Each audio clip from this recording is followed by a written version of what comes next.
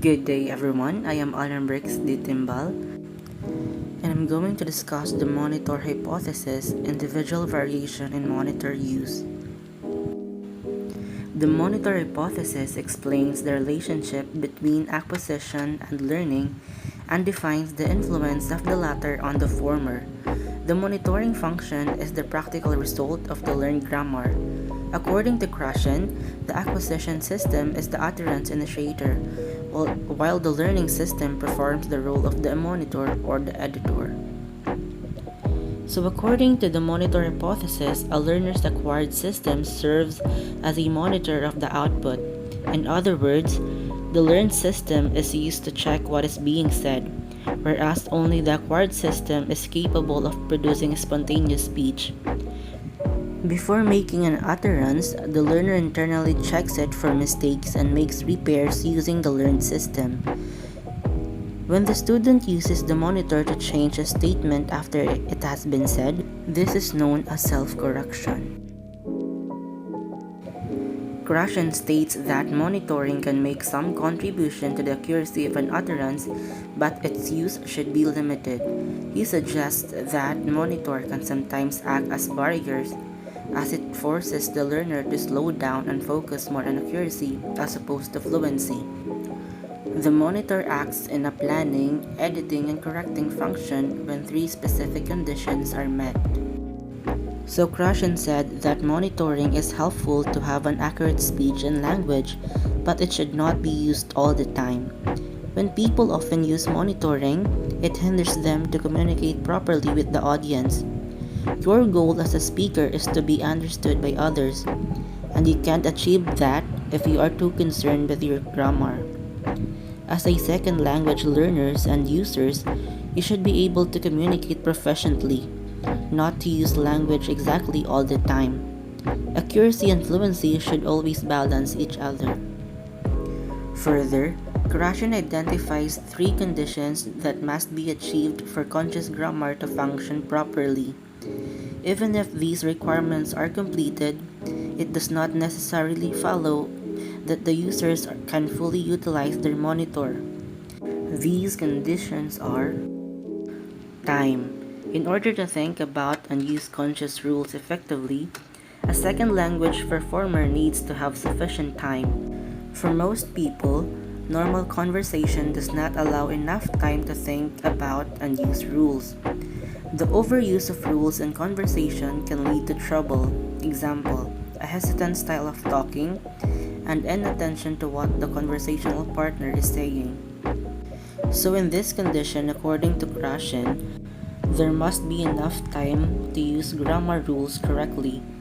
Sometimes during conversational activities, there isn't enough time to think or even to use proper grammar.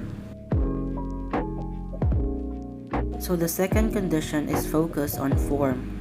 To use the monitor effectively, time is not enough. The performer must also be focused on form, or thinking about correctness. That is according to Dulay and Bart in 1987. Even when we have time, we may be so involved in what we are saying that we do not attend to how we are saying it. So in this condition, even with ample time, using monitor will not be possible. The performer or speaker must also take the form into account. This condition could result in the process of formulating accuracy. The third and last condition is to know the rule. This is a very formidable requirement. Linguistics has taught us that structure of language is extremely complex, and they claim to have described only a fragment of the best-known languages. We can be sure that our best students are exposed to only a small part of total grammar of the language. And we know that even the best students do not learn every rule that they are exposed to.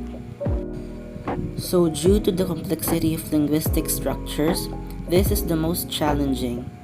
There are numerous factors to take into account.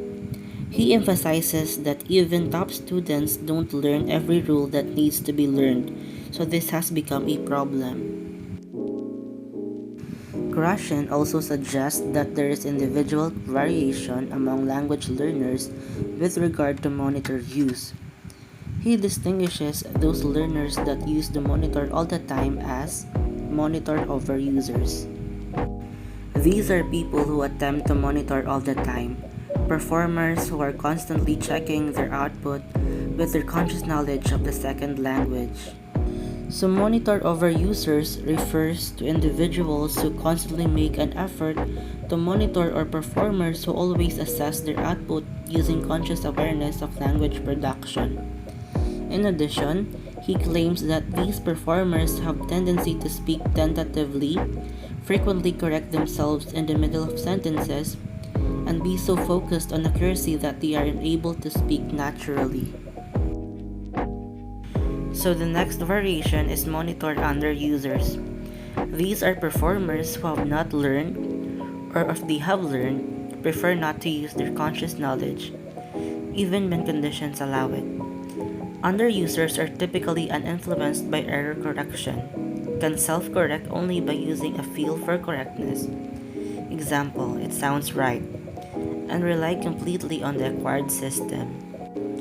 So monitor underusers occur when learners rely entirely on their acquired systems, fail to self-correct if they are not aware of their errors, link their speech patterns to prior knowledge of the target language, pay little attention to the formal instruction they received, and refuse to use whether they speak correctly or not.